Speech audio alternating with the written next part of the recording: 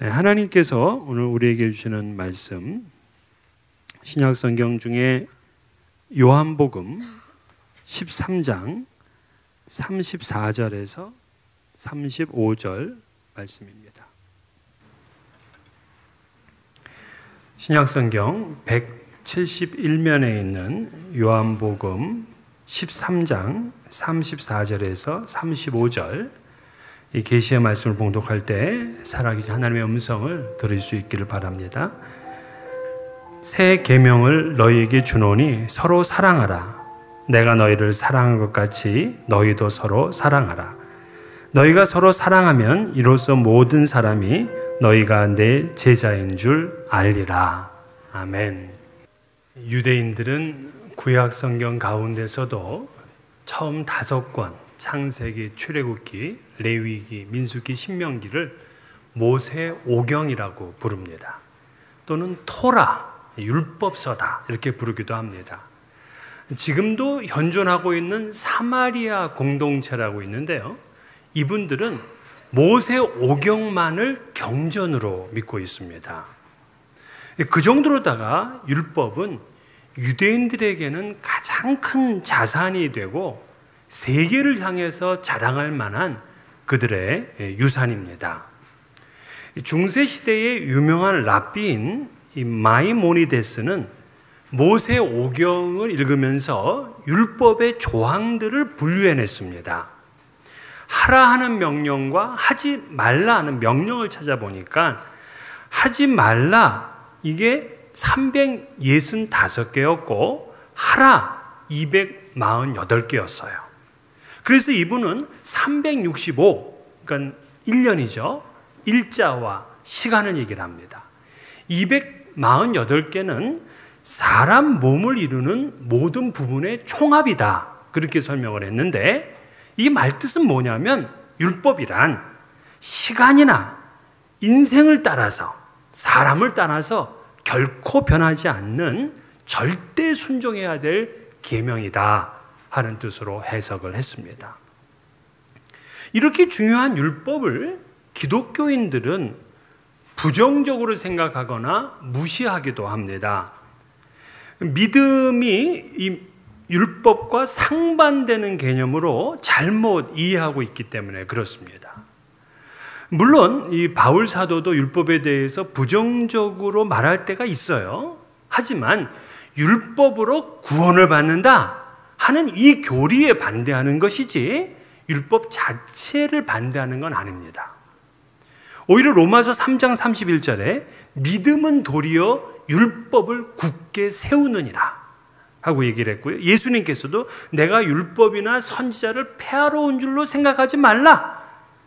폐하러 온 것이 아니요 완전하게 하려 함이라 하고 말씀을 하셨습니다. 그러면 이 율법의 가장 큰 계명이 뭐냐? 이렇게 율법사가 물을 때 예수님은 이렇게 말씀했어요. 마음을 다하고 목숨을 다하고 뜻을 다하여 하나님을 사랑하는 것이고, 또한 내 이웃을 내 자신같이 사랑하는 것이다 하고 말씀을 했어요. 그러니까 율법 전체를 둘로 요약을 해보게 되면 하나님 사랑, 이웃 사랑 이렇게 얘기를 한 겁니다. 근데 오늘 본문에서는 이 계명을 뛰어넘어서 새로운 계명을 제자들에게 주었습니다. 새 계명을 너희에게 주노니 서로 사랑하라. 내가 너희를 사랑한 것 같이 너희도 서로 사랑하라. 참 유명한 말씀이잖아요. 근데 저는 이 말씀을 읽을 때 묵상하면서 좀 말씀이 모순된다 하는 생각을 했습니다. 왜냐하면 사랑이 왜 계명일까 하는 거예요. 자, 우리 인간의 사랑은 어떻습니까? 인간의 사랑은 내 마음에 우러나서 하는 거예요. 내 마음에 내켜야 하는 겁니다. 억지로 사랑을 한다? 오히려 나중에는 욕을 먹어요. 이게 우리의 사랑관념이라고요. 내 마음이 움직여야지 사랑하는 것이지 어떻게 사랑이 법이냐는 거예요. 근데 예수님은 우리가 서로 사랑하는 것이 계명이다. 새 계명이라 그랬어요. 계명은 법이잖아요. 법은 내가 싫으나 좋으나 따라야 될 당위 규범입니다. 우리가 교통신호등에서 이 빨간 불이 들어오면 무조건 서요. 왜? 그게 법이기 때문에 그래요. 나 오늘 슬 기분이 아니야? 그리고 달리게 되면은 큰 사고가 나잖아요. 무조건 씁니다. 법이기 때문에.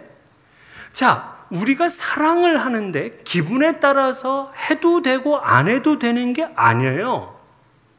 이 세 계명은 우리의 기분과 감정이 아니라 무조건 사랑해야 된다 하는 거예요. 계명이고 법이기 때문에 그렇습니다. 그래서 그리스도인에게 있어서 사랑의 문제는요, 선택이 아니라 필수입니다. 기독교에는 무엇을 하라고 부름받은 사람들이냐? 하나님의 사랑을 받았으니 이제 사랑하라고 부름을 받은 사람들이에요. 그래서 기독교의 믿음은요, 사랑과 하나입니다. 만약에 믿음과 사랑이 분리되잖아요. 우리는 세상으로부터 욕을 먹습니다.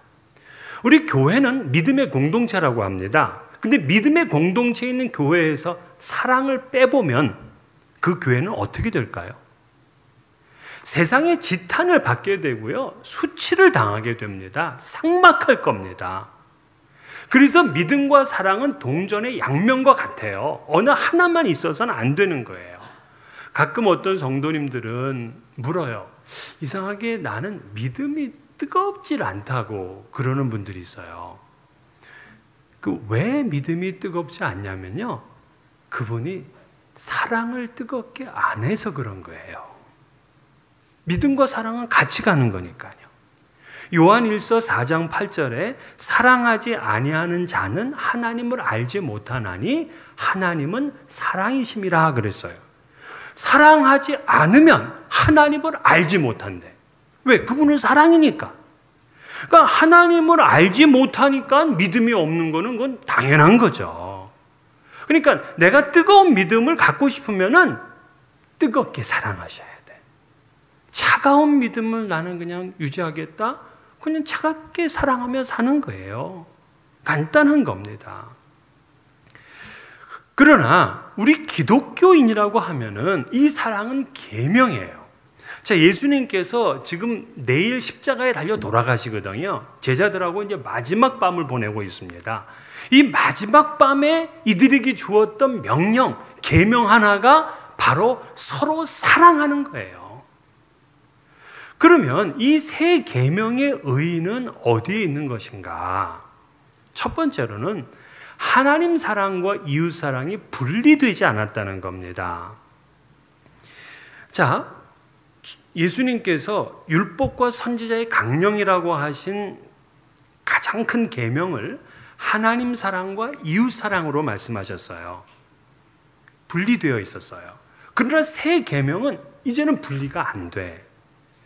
유대인들은요, 하나님 사랑과 이웃 사랑을 철저하게 분리했습니다. 그래서 부모님을 잘 섬기기 위해서 물질을 모았다가도 이게 하나님이 필요하시다 싶으니까 하나님께 바치면 이건 괜찮아요. 그래서 누군가 너 왜 부모님께 교성을 다하지 않느냐 하고 물으면 나 하나님께 바쳤어. 그걸 고르반이라고 해요. 하나님께 드렸다 이거예요. 그러면 사람들이 인정을 해주고 칭찬을 해줬습니다. 잘했다고. 그러나 주님 주신 새 계명은요, 이걸 극복해요. 하나님 사랑과 이웃 사랑이 일치되어 있어요. 요한일서 4장 20절 21절 보는 바 그 형제를 사랑하지 아니하는 자는 보지 못하는 바 하나님을 사랑할 수 없느니라. 우리가 이 계명을 주께 받았으니 하나님을 사랑하는 자는 또한 그 형제를 사랑할지니라. 자칫 믿음이 좋다는 사람들이요, 자기 가족이나 친척이나 심지어 성도들을 사랑하지 않으면서 자신은 하나님을 잘 섬긴다 하는 사람들이 있어요. 잘못된 신앙인 거죠. 보이는 가족, 보이는 형제 성도들도 사랑하지 못하면서 보이지 않는 하나님을 사랑한다는 건 가짜고 거짓이라는 거예요. 그래서 하나님 사랑과 이웃 사랑, 형제 사랑이 따로따로가 아닙니다. 분리되질 않았어요. 하나님 사랑의 크기가 형제 사랑의 크기고요. 형제 사랑의 크기가 하나님 사랑의 크기예요. 심지어 요한일서 3장 15절 그 형제를 미워하는 자마다 살인하는 자니 살인하는 자마다 영생이 그 속에 거하지 아니한 것을 너희가 아는 바라. 여기서 형제는 그리스도 안에서 한 믿음 생활을 하는 지체를 말하고 있는 거예요. 그러니까 그 지체, 그 성도들을 사랑하지 않으면, 미워하면 살인하는 자고, 살인하는 자는 영생이 없다는 거예요. 그러니까 이 그리스도인들에게 이 말이 얼마나 충격적입니까? 그리스도인들이 누군가를 미워하면은 영생을 걸고 미워하는 거야. 그거 아셔야 돼요. 한번 따라해 볼까요?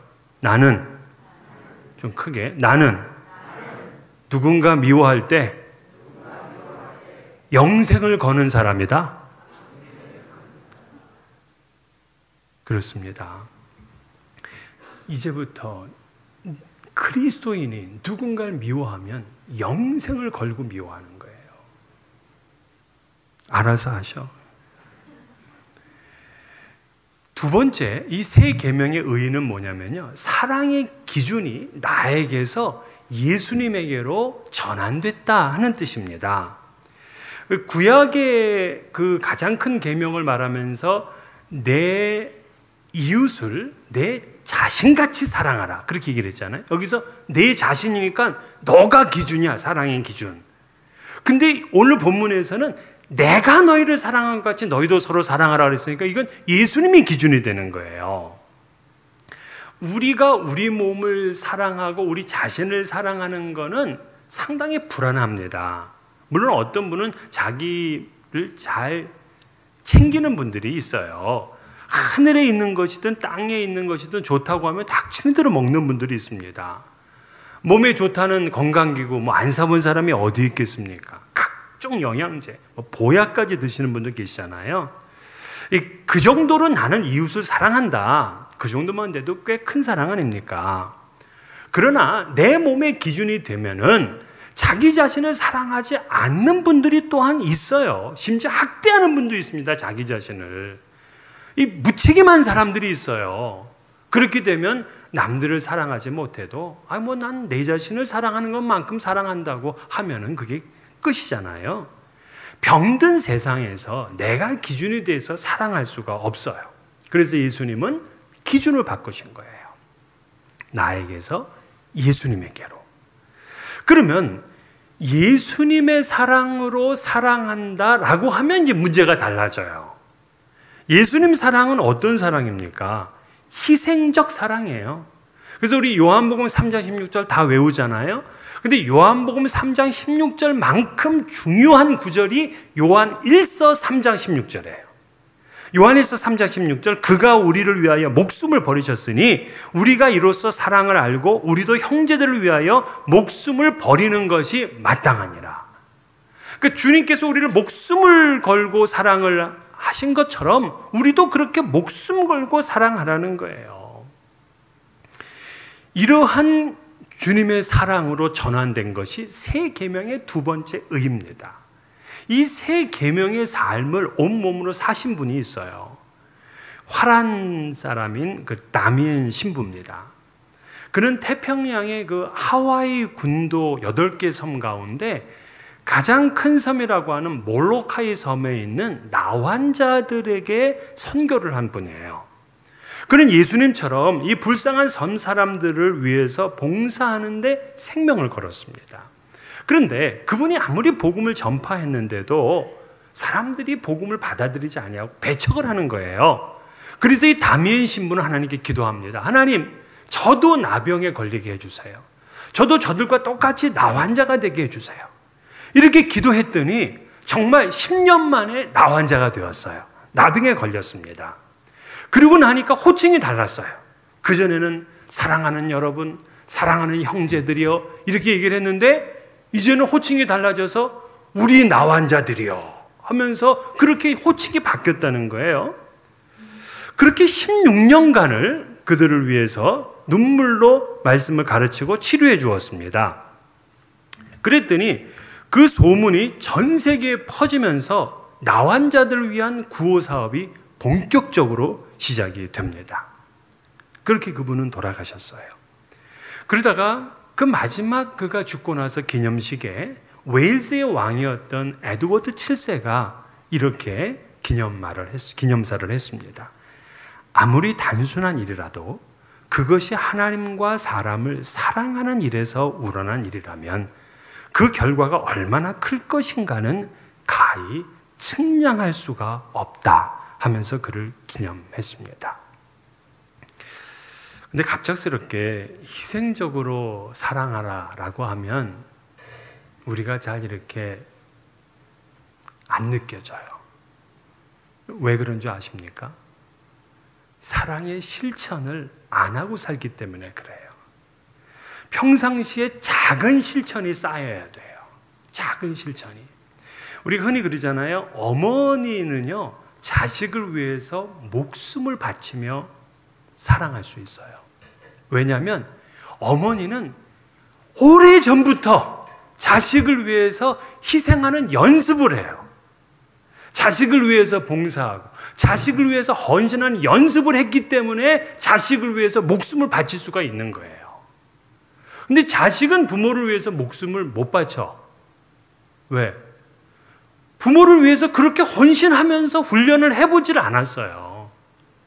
만약 이 자식이 어릴 때부터 부모를 위해서 헌신하는 그런 자식이 있었다면 부모를 위해서 목숨 바칠 그런 자식도 있을 겁니다. 오늘 우리가 예수님처럼 희생적 사랑을 하라. 이게 왜 우리가 거리가 멀어 보이느냐? 평상시에 사랑의 훈련을 하질 않는 거예요. 누구를 위해서 희생하고 누구를 위해서 봉사하고 헌신하지를 않는 겁니다. 이제부터 하셔야 됩니다. 사랑의 기준은 나에서 예수님으로 바뀌었어요. 희생적 사랑을 해야 됩니다. 그래서 작은 사랑의 실천을 매일, 매 순간, 매주마다 그렇게 하셔야 됩니다. 마지막으로 세 번째, 이 새 계명의 의의는 뭐냐면 주님께서 주신 힘으로 사랑한다는 거예요. 요한일서 3장 23절에 그의 계명은 이것이니 곧 그 아들 예수 그리스도의 이름을 믿고 그가 우리에게 주신 계명대로 서로 사랑할 것이니라. 자, 예수님의 계명이 뭔지를 풀어줬는데 예수 그리스도의 이름을 믿고 그가 주신 계명대로 서로 사랑한다 그랬어요. 그러니까 서로 사랑한다는 말 앞에 믿음이 들어가 있어요. 역시 믿음과 사랑이 분리가 안 됐죠.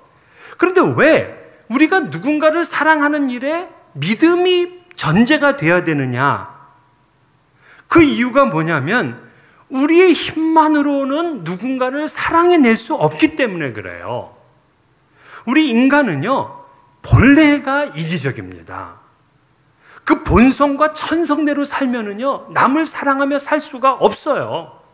그래서 바울 사도는 육신에 있는 자들은 하나님을 기쁘시게 할 수 없느니라 하고 단언코 선언했습니다. 그런데 우리가 믿는다는 건 뭐예요? 그리스도를 영접한다는 거잖아요. 그리스도를 영접하면 그분이 내 안에 계셔. 내 안에 계시면 문제가 달라지는 거예요. 이때부터 내 힘으로 사랑하는 것이 아니라 주님의 힘으로 사랑하는 거예요. 주님께서 내 안에 계시니까 우리가 본성이 바뀐 사람이 되잖아요. 이제는 내 본성대로 안 살아. 말씀대로 살지. 그래서 누군가를 우리는 위해서 희생하며 봉사하는 사랑을 할 수 있는 거예요. 로마서 5장 5절에 소망이 우리를 부끄럽게 하지 아니함은 우리에게 주신 성령으로 말미암아 하나님의 사랑이 우리 마음에 부음바 되었다 그랬어요. 즉 우리가 예수 그리스도를 믿는다는 건 성령께서 내 안에 들어오시는 거잖아요. 그러면 그때에 하나님의 사랑을 내 가슴 속에 물붓듯 부어주시는 겁니다.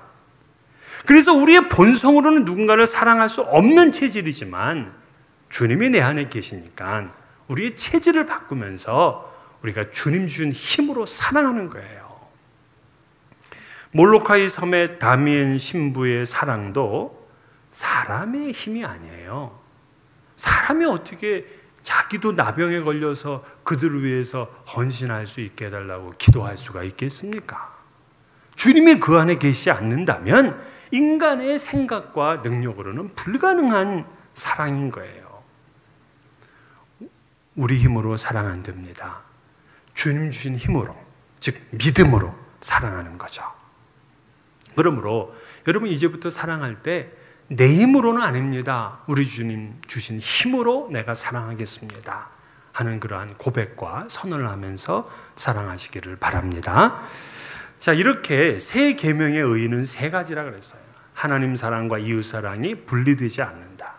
기준이 나에게서 예수님 사랑으로 전환되었다. 또한 내 힘으로 사랑하는 것이 아니라 주님의 힘으로 사랑하는 거라 그랬어요. 그래서 그리스도를 모신 사람은 달라야 됩니다. 믿지 않는 분들은요, 누군가를 사랑하며 살아야 된다 하는 그 당위성이 없어요. 그냥 기분 좋으면 사랑하고 기분 나쁘면 미워하면 돼요. 그러나 그리스도인들은 달라야 되는 거예요. 사랑을 전하고 사랑하며 살고 사랑의 열매를 맺으며 사는 사람이에요. 그래서 여러분 너무 이 세상을 살면서 인색하게 살지 마세요. 누군가를 미워하면서 살지 마세요. 속좁게 살면 안 됩니다. 오래전에 중국에 예수님을 잘 믿는 농부가 있었습니다. 아주 잘 믿기도 하고 자기 그 일도 열심히 했어요. 농사일도. 근데 이 농부는 특별히 뭐를 잘하냐면 논의 물을 잘 다스려. 그래서 이 물이 항상 풍족하게 만들어 놓고 소출을 많이 거두는 그러한 실력이 있었어요. 근데 어느 해 가뭄이 들었는데, 가뭄이 들었지만 이분은 그래도 물을 끌어낼 수가 있었어요. 그래서 늘 물을 채워놨는데요, 그 다음날 아침에 일어나 보니까 아니 우리 물이 옆집 사람이 그걸 터가지고 자기네 논으로다가 가져가 버린 거예요. 그래서 찾아가서 얘기를 합니다. 아니 당신이 왜 내 물을 쓰냐고 하면서 다시 그 물을 찾아왔어. 그리고 이제 잠을 자고 그 다음날 가보니까 또 이 물을 터가지고서 또 가져간 겁니다. 그래서 이번엔 작심을 하고 가가지고서 네가 이번에는 확답을 주지 않으면은 내 너 가만두지 않겠다 하면서 확답을 받고 이제 가지고 왔어요. 그런데도 마음이 좀 불편한 거예요. 자기 걸 찾아왔는데. 그래서 그는 그날 밤에 하나님께 기도해요. 하나님, 나는 정당한 일을 하는데 왜 내가 마음이 평화하지 않습니까? 그러니까 예수님이 대답을 해주시는데 왜 너는 정당한 일만 하려고 하느냐? 위대한 일을 좀 할 수는 없느냐? 아니 내가 어떻게 위대한 일을 합니까? 그랬더니 주님이 내가 한 것처럼 하라 하고 말씀해 주셨어. 주님이 한 것처럼. 주님은 희생적인 사랑이잖아요. 그래서 이분은 그 다음날 아침에 새벽같이 일어나가지고 자기 논의 물을 터가지고 먼저 내주었답니다. 그리고 나니까는 자기 마음속에 놀라운 평화와 기쁨이 솟아났다는 거예요. 그리스도인들이 법대로만 살아서 되겠습니까? 그리스도인들이 정당한 대로만 살아서 되겠습니까? 그리스도인들이 이 세상의 평균으로만 살아서 되겠습니까? 그걸 뛰어넘어서 주님의 사랑으로 이웃을 사랑하고 성도를 사랑함으로 인하여 여러분의 세계가 정말 행복하고 풍성한 삶이 펼쳐지기를 주의 이름으로 축원합니다.